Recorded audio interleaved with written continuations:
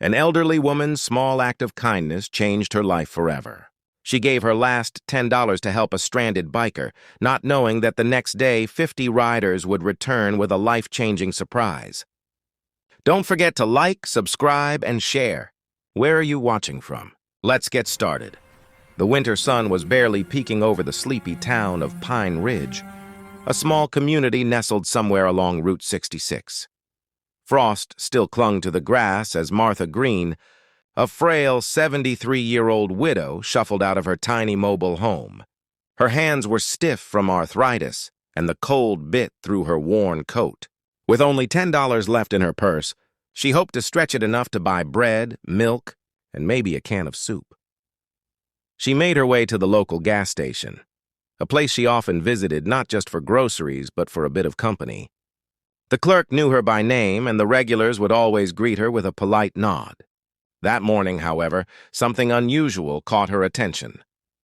Across the lot, a tall man in a leather jacket crouched beside a sleek black Harley-Davidson, tools scattered around him. His arms were covered in tattoos, and his face showed frustration. The bike's rear tire sagged flat against the pavement. Martha hesitated for a moment, watching as he tried to fix it, his breath visible in the cold air. "Need a hand, son?" she called softly.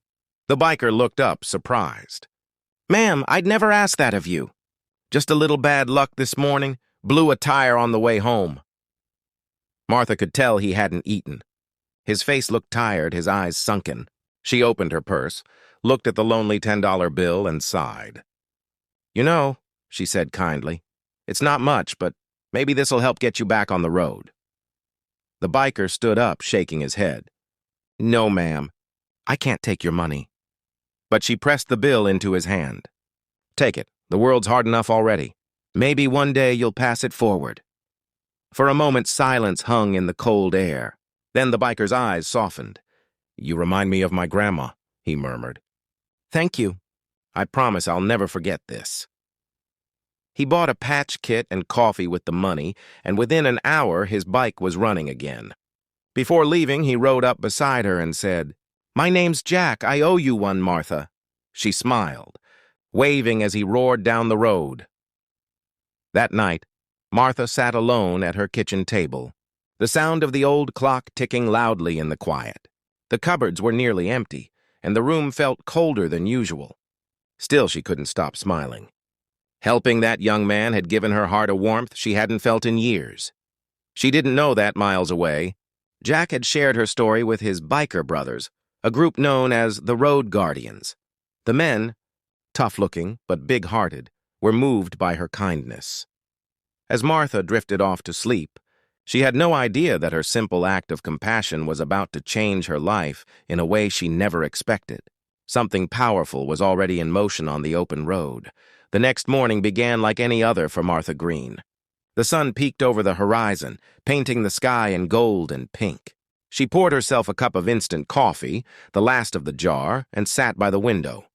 The world outside was quiet, except for the occasional truck passing along Route 66. She rubbed her aching hands and whispered, "Well, Lord, I did what I could." Just as she reached for her coat to step outside, she heard it, distant rumbling thunder. But it wasn't the sky. It was the unmistakable roar of motorcycle engines. At first, she thought there might be a parade. The sound grew louder, closer, until her trailer began to tremble slightly. Confused, she stepped onto her porch. Her breath caught in her throat. Down her gravel driveway came a long line of motorcycles, shiny Harleys, chrome glinting in the morning light. There weren't just 2 or 3, there were dozens. She counted at least 50 riders, all wearing leather jackets with the same emblem: the Road Guardians. The lead rider stopped in front of her porch, pulled off his helmet, and smiled. Martha recognized him instantly. It was Jack, the man she'd helped with her last $10. But today he didn't look like a man in need. He looked proud, grateful, and full of purpose. "Martha," he said warmly, "I told you I'd never forget what you did for me." She blinked, speechless. "Jack, what's all this?" Jack signaled to the group. Several bikers stepped forward carrying boxes, bags, and one large envelope. They began unloading supplies, groceries, warm clothes, even new furniture. One man was fixing her broken front step, while another painted the fence. Martha stood frozen, her heart pounding. "Ma'am," Jack continued, "you gave me your last $10 when I was stranded. You didn't know me, didn't ask for anything. That kind of kindness doesn't happen much anymore. So I told my brothers about you. We wanted to give something back." He handed her the envelope. Inside was a check $25,000 raised by the biker community. Her eyes filled with tears. "Jack, I don't know what to say," she whispered. "You don't have to say anything," he replied. "You helped me when you had nothing. Now it's our turn to help you." Martha began to cry, covering her mouth with trembling hands. The bikers surrounded her, clapping and cheering. One of them rolled out a brand-new wheelchair for her late husband's memory. Another handed her a warm coat and boots. Jack placed a hand on her shoulder. "You reminded us that real kindness still exists. You gave us hope, Martha." The old woman smiled through her tears. "I just did what anyone should do." That evening, as the sun set over Pine Ridge, 50 bikers sat around Martha's yard sharing coffee and laughter. The sound of engines had faded, replaced by stories and gratitude. Martha looked up at the sky, whispering, "I guess $10 really can change the world."